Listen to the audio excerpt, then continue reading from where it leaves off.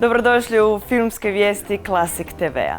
Da filmska festivalska sezona u regiji još nije završila, potvrđuje Festival slovenskog filma, koji se od 15. do 29. održava u Portorožu.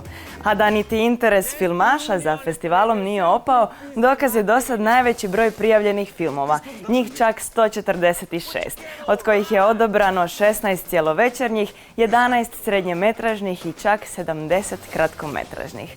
Na 18. FSF-u gledamo između ostalih nove slovenske dugometražne filmove, kao Šiška Deluxe Jana Cvitkovića, Julija i Alfa Romeo Blaža Završnika, Stvari koje sam htio raditi s tobom Mihe Knifića. Te koprodukcije Bit ćemo prvaci sveta Darka Bajića, Kosac Zvonimira Jurića, Zvizdan Dalibora Matanića i brojne druge. Film koji je ove godine osvojio nagradu žirija Uncertain Regard u Cannesu, veliku zlatnu arenu za režiju, za najbolju žensku ulogu, za najbolju sporednu mušku i žensku ulogu, te kostimografiju, a i nominiran je za nagradu Lux, napokon stiže u kina. Naravno, riječ je o filmu Zvizdan Dalibora Matanića. Očekuju nas svečane premijere od Rijeke do Osijeka, a ona zagrebačka održat će se 22.9. Početak prikazivanja filma u kinima je od 24. ovog mjeseca. Prisjetimo se, riječ je o 3 priče o zabranjenoj ljubavi, o njenoj fragilnosti, ali i o njenoj snazi. Ova filmska priča obuhvaća 3 desetljeća, a smještena je u 2 susjedna sela čija je povijest opterećena sukobima, netrpeljivošću i netolerancijom. Ovaj snažan film malo koga može ostaviti ravnodušnim. U glavnim ulogama i sjajnim interpretacijama su Tihana Lazović, Goran Marković, Dado Ćosić, Nives Ivanković i Lukrecija Tudor.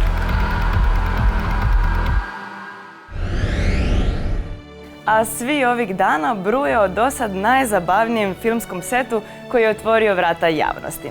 Imali smo priliku vidjeti kako će izgledati nova trilogija Winnetou, remake kultnih filmova o indijanskom poglavici iz plemena Apača i njegovom prijatelju Odd Shatterhandu. Na snimanju filma, koje će na raznim lokacijama trajati do 18.11. sudjeluje oko 100 hrvatskih članova tima, od ukupno njih 300. Ministar kulture Berislav Šipuš istaknuo je da je značajan rast snimanja stranih produkcija u Hrvatskoj započeo nakon zakonskih izmjena o fiskalnom poticanju audiovizualne industrije 2012. godine, dodavši da su subvencije za filmsku industriju porasle sa 6 do 8 milijuna kuna u 2013. na sadašnjih 32 do 34 milijuna.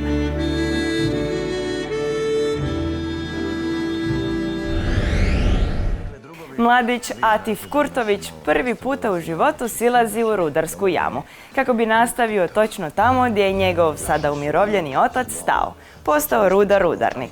Međutim, njegova sudbina ubrzo se u potpunosti mijenja, kada bude izabran za lice koje će krasiti najvrijedniju novčanicu u državi. Novčanicu u iznosu od 1000 dinara, takozvanu hiljadarku.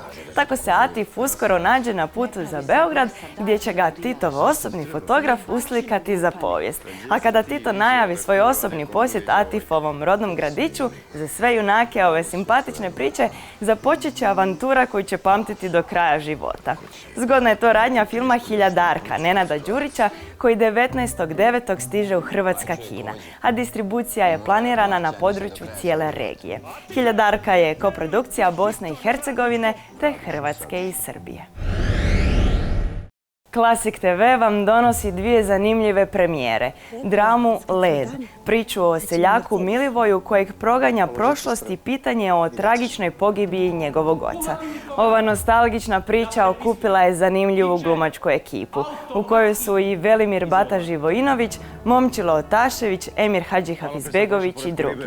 Film Led, premijerno na Classic TV-u, pogledajte u četvrtak 24.9. u 20 sati i 5 minuta. Neodoljivo duhovit obračun sa vlastitim ljubavnim neuspjesima najprecizniji je opis dugometražnog dokumentarca Tatjane Božić, Ljubavna odiseja. Film je osvojio brojne nagrade na festivalima u regiji i svijetu, a premijerno će biti prikazan na Classic TV-u 1.10. u 20 sati i 5 minuta. Stigli smo do kraja. Uživajte u ostatku programa.